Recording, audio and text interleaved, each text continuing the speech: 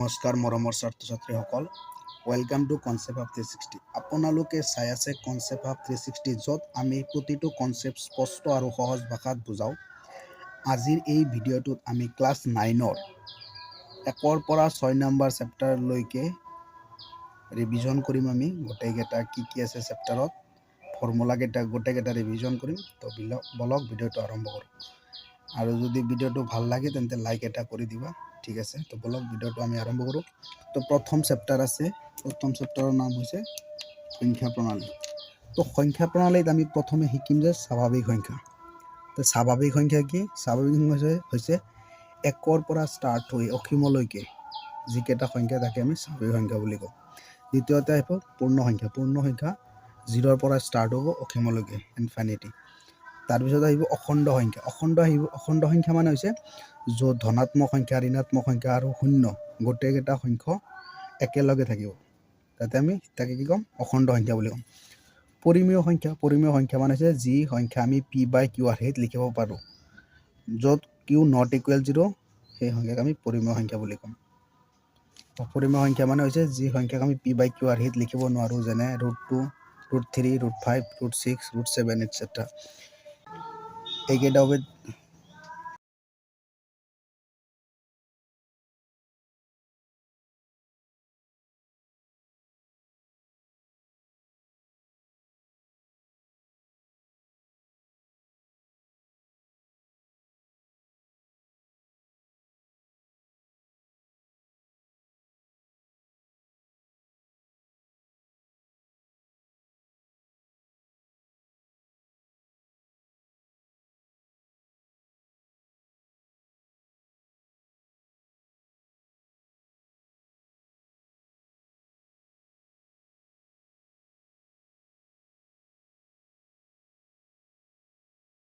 Chapter হ'ল বহুপদ, মানে polynomial. বহুপদ হ'বলৈ হ'লে যিকোনো চলকৰ ঘাতত পূৰ্ণ সংখ্যা থাকিব লাগিব। পূৰ্ণ সংখ্যা মানে আমি কিছিলোঁ কি 0ৰ পৰা ষ্টাৰ্ট অসীমলৈকে পূৰ্ণ সংখ্যা থাকিব লাগিব। 1, 2 যিকোনো সংখ্যা চলকৰ ঘাতত পূৰ্ণ সংখ্যা থাকিব লাগিব।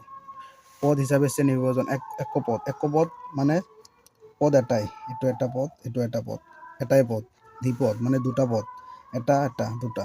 ত্ৰিপদ মানে তিনিটা পদ, এটা দুটা তিনিটা। বহুপদ মানে তিনিটাতকৈ বেছি থাকিব, তাকে আমি বহুপদ বুলি কওঁ। বহুপদ মাত্ৰা চাই ভাগ কৰা। ৰৈখিক বহুপদ, চলকৰ মাত্ৰা যদি 1 হয় তেন্তে সেইটোক ৰৈখিক বহুপদ বুলি ক'ব। দ্বিঘাত বহুপদ, চলকৰ মাত্ৰা যদি 2 হয় তো দ্বিঘাত বহুপদ ক'ব। আৰু ত্ৰিঘাত বহুপদ, চলকৰ মাত্ৰা যদি 3 হয় সেইটো ত্ৰিঘাত বহুপদ বুলি ক'ব।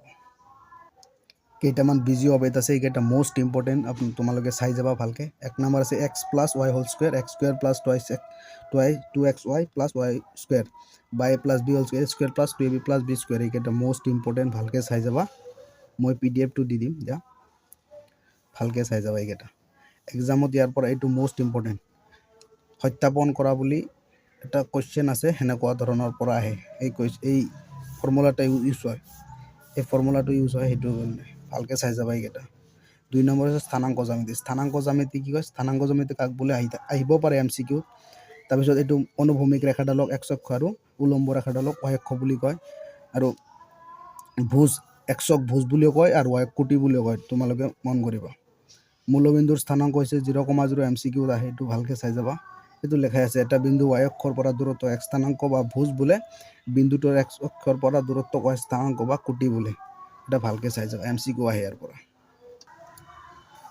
নেক্সট চেপ্টাৰ দুটা চলকত ৰৈখিক সমীকৰণ। এইটোত সমীকৰণ আৰ্হি, এইটো দুটা চলকযুক্ত সমীকৰণ আৰ্হি। এইটো হৈছে x + by + c = 0। এইটো সমীকৰণত থাকিব লাগিব, য'ত a b c বাস্তৱ সংখ্যা আৰু a আৰু b দুয়োটাই শূন্য নহয়।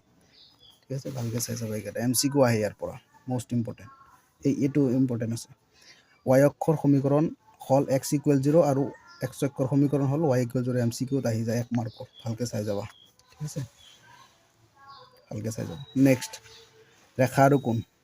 বিন্দু কাক কয়? এইটো বিন্দু কয়, এইটো বিন্দু। ৰেখা মানে কি?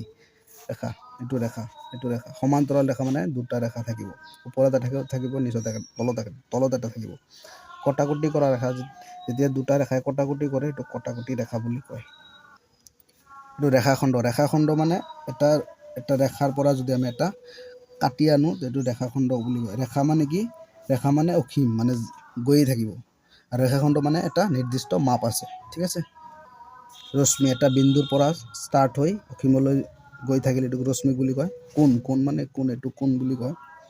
কোণ নামাকৰণৰ বৈশিষ্ট্য, এইটোক শীৰ্ষবিন্দু বুলি কয়, এইটো বাহু বুলি কয়, আৰু এনেকৈ নামাকৰণ কৰে BAC বা CAB, মানে এইটো মাজত থাকিব, ঠিক আছে। কোণৰ প্ৰকাৰ 1 নম্বৰ হৈছে শূন্য কোণ, এইটো 0 ডিগ্ৰী কোণ। 2 নম্বৰ হৈছে সূক্ষ্ম কোণ। সূক্ষ্ম কোণ হৈছে 0 ডিগ্ৰীতকৈ ডাঙৰ কিন্তু 90 ডিগ্ৰীতকৈ সৰু, এইটো সূক্ষ্ম কোণ বুলি কয়। সমকোণ মানে 90 ডিগ্ৰী, ঠিক আছে। 4 নম্বৰ স্থূলকোণ। স্থূলকোণ মানে হৈছে 90 ডিগ্ৰীতকৈ ডাঙৰ কিন্তু 180 ডিগ্ৰীতকৈ সৰু, ভালকৈ চাই যাব। সৰল কোণ 180 ডিগ্ৰীৰ সমান, সৰল কোণ। প্ৰবৃদ্ধ কোণ বা প্ৰত্যাৱৰ্তী কোণ 180 ডিগ্ৰীতকৈ ডাঙৰ কিন্তু 360 ডিগ্ৰীতকৈ সৰু, তাক প্ৰবৃদ্ধ বা প্ৰত্যাৱৰ্তী কোণ বুলি কোৱা হয়। এনেকুৱা হয় কোণটো, ইয়াৰ পৰা ষ্টাৰ্ট হয় এনেকৈ। সম্পূৰ্ণ কোণ, এটা বাহু এইটো ঘূৰি আকৌ এতিয়া আহিছে, এইটো যিটো কোণ এইটো 360 ডিগ্ৰী কোণ। সম্পৰ্ক থকা কোণৰ জোৰ, মষ্ট ইম্পৰ্টেণ্ট, ভালকৈ চাই যাবা, এইকেইটা চাই যাবা। সন্নিহিত কোণ বুলি কয় এই দুটাক, ঠিক আছে। যদি দুটা কোণৰ যোগফল 90 ডিগ্ৰী হয় এইটোক পূৰক কোণ বুলি কয়, ঠিক আছে, ভালকৈ চাই যাবা। সম্পূৰক কোণ মানে যদি দুটা কোণৰ যোগফল 180 ডিগ্ৰী হয় তাতে সম্পূৰক কোণ বুলি কয়। ৰৈখিক জুৰীয়া কোণ, এইটো ৰৈখিক, সৰল ৰেখা এডালক এনেকুৱা এডাল ৰশ্মিয়ে দুটা কোণক ভাগ কৰে, সেই দুটা কোণক ৰৈখিক জুৰীয়া কোণ বুলি কয়, আৰু যোগফল 180 ডিগ্ৰী হ'ব লাগিব, ঠিক আছে। এই দুটা ৰৈখিক জুৰীয়া কোণ, এইটো আৰু এইটো আৰু এইটো, এই দুটা। তাৰপিছত বিপ্ৰতীপ কোণ। বিপ্ৰতীপ কোণ মানে হৈছে এইটোৰ লগত এইটো বিপ্ৰতীপ কোণ। বিপ্ৰতীপ কোণ কেইটা সদায় সমান হয়, এইটোৰ লগত এইটো সমান, এইটোৰ লগত এইটো সমান, এইটো বিপ্ৰতীপ কোণ, ঠিক আছে। তাৰপিছত আমি শিকিম যদি দুটা সমান্তৰাল ৰেখাক যদি L ছেদকে ছেদ কৰে তেন্তে আমি 4টা কোণ পাওঁ, 8টা কোণ পাওঁ। এই 8টা কোণৰ নাম আছে, সেইকেইটা আমি শিকিম। 1 নম্বৰ আছে বহীকোণ। বহীকোণ কেইটা? বাহিৰত যিকেইটা কোণ থাকে এইটো বহীকোণ কয়। এইটো বহীকোণ, এইটো বহীকোণ, এইটোকেইটা বহীকোণ। অন্তকোণ মানে ভিতৰৰ কেইটা কোণ, অন্তকোণ। অনুৰূপ কোণ হৈছে বাহিৰৰ এটা, ভিতৰৰ এটা, বাহিৰৰ এটা, ভিতৰৰ এটা, এইটোৰ লগত এইটোৰ লগত এইটো, অনুৰূপ কোণ, ঠিক আছে। একান্তৰ কোণ, ভালকৈ চাই যাবা। বহী একান্তৰ কোণ, একান্তৰ অন্তকোণ। একান্তৰ অন্তকোণ কেইটা সদায় সমান হয়।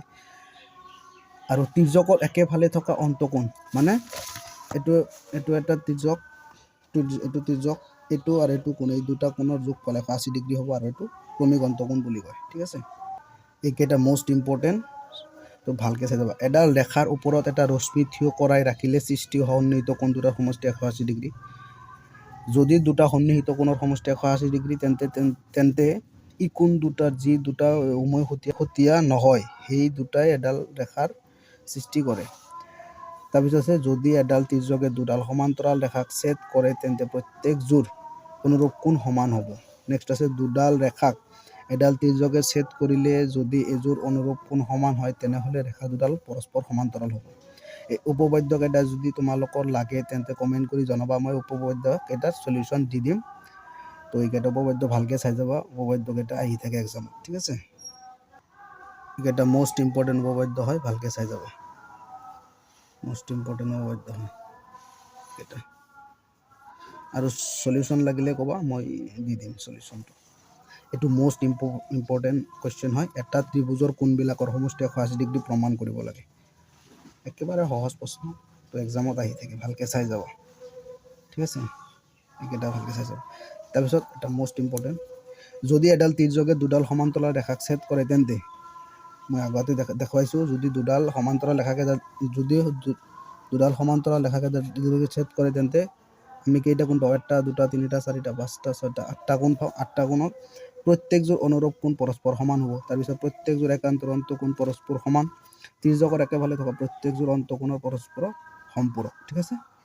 ভালকৈ চাই যাব, কেইটা ভালকৈ চাই যাব, পঢ়ি লোৱা ভালকৈ।